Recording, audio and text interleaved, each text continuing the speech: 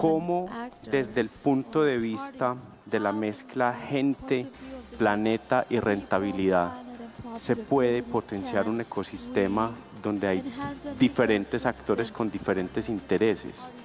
¿Y cuál puede ser tus grandes barreras y tus grandes aprendizajes navegando por esas dificultades? Claro, tiene mucho que ver con lo que comentaba Adrián, es decir, el emprendedor social se enfrenta a la empresa social, a lo primero que se enfrenta es a falta de información, ¿no? Entonces, al final se están intentando resolver problemas en mercados inexplorados, ¿no? En zonas complicadas, donde hay pocos canales o donde hay una serie de retos estructurales, ¿no? Que de hecho son parte de la misma razón de por qué existen esos problemas.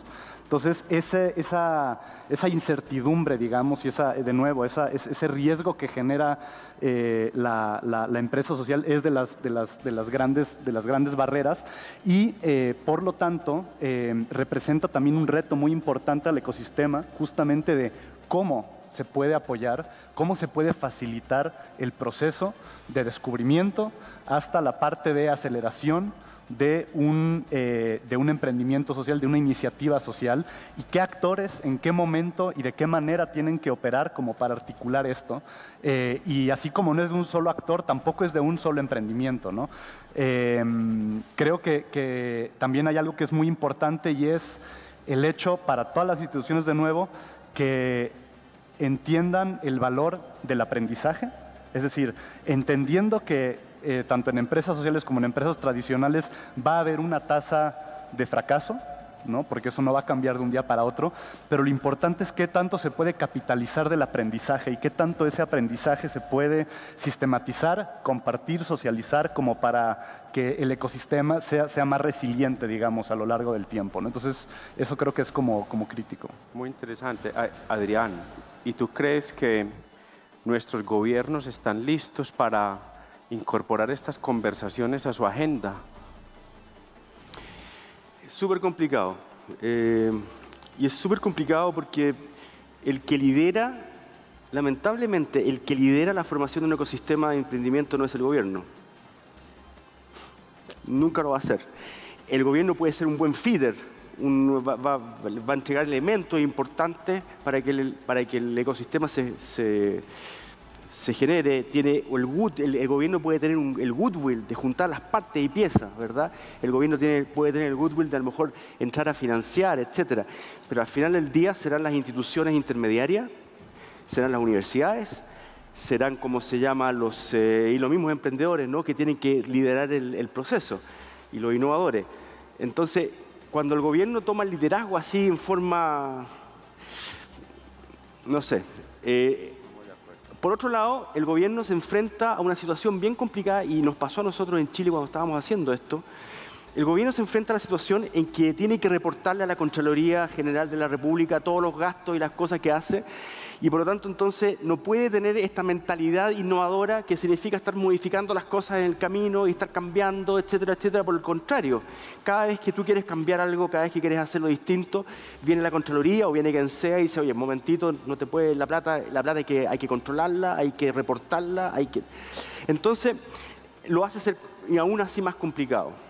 Nuestra experiencia fue que en la medida que nosotros fuéramos sacando desde el gobierno y dándole poder a los agentes externos al gobierno, fue funcionando mejor. Por ejemplo, en el caso de Startup Chile, por ejemplo, a pesar de que era una iniciativa gubernamental, se hizo un spin-off del gobierno en una agencia media extraña que tenía mucho, digamos, goodwill de arriba del ministro, para que operara en forma independiente. ¿Sí? Las grandes innovaciones se han hecho a través de fundaciones o a través de universidades, y no se han hecho a través de iniciativas directamente del gobierno. Me parece a mí. Entonces, la intervención del gobierno es fundamental desde el punto de vista regulatorio, desde el punto de vista de la buena voluntad para poder financiar cosas, desde el punto de vista de la capacidad que tiene de conglomerar, de juntar actores, ¿verdad? Pero no es el que debe liderar esto necesariamente. Exacto. Bo, 2 minutos, ¿cómo sería tu visión? No, no, less than 2 minutes. I just want to add something to that. Governments can do a lot in terms of emphasizing that entrepreneurship is important and that they want to support entrepreneurship. They can provide funding, they can bring actors together for collaboration, and they can support partnerships that help to sociedades o alianzas que pueden nutrir el ecosistema, pero es mejor que otras instituciones no gubernamentales, aunque están patrocinadas por los gobiernos, tengan un ambiente con el que puedan trabajar con su negocio separado del gobierno, para que los emprendedores, para que el espíritu emprendedor y la disposición innovadora, la creatividad que viene con la colaboración, le da la velocidad para que se desarrolle. De cara a la construcción de inteligencia colectiva y el rol in light of collective innovation en interacción and the con los role gobiernos that y con citizens otros can play with innovadores, the government and ¿cómo ves tú que podemos arrojar más luz que calor a este debate? Ok, complementando lo que han mencionado acá mis compañeros, yo creo que el tema del trabajo en equipo es importante, tanto de un sector público que es el gobierno, como de un sector privado, como lo decía al principio, fomentar ese ecosistema de emprendimiento e innovación solidario, porque realmente los emprendedores tenemos que aprender mucho de los grandes emprendedores que ahora son empresas y que tienen la experiencia en el campo. Y el gobierno, nosotros los emprendedores también tenemos que aprender de ellos, porque es a través del gobierno en donde se dignifica, desde mi punto de vista, la labor de un emprendedor. A un emprendedor no solo hay que enseñarle a desarrollar empresa, sino hay que enseñarle una sólida formación en valores. ¿Por qué? Porque al tener una formación en valores, primero que todo va a cumplir sus labores ciudadanas con un país que demanda del emprendedor su compromiso a nivel de impuestos.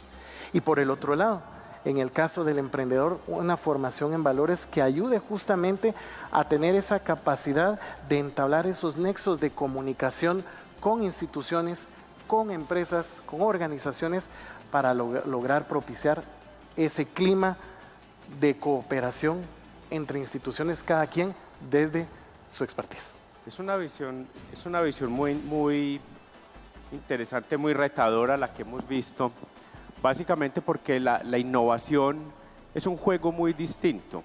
Hay dos juegos, uno puede jugar póker o puede jugar ajedrez. Ajedrez es el juego tradicional donde conozco el tablero, están las fichas, conozco mi oponente, sé las reglas, ese es el juego.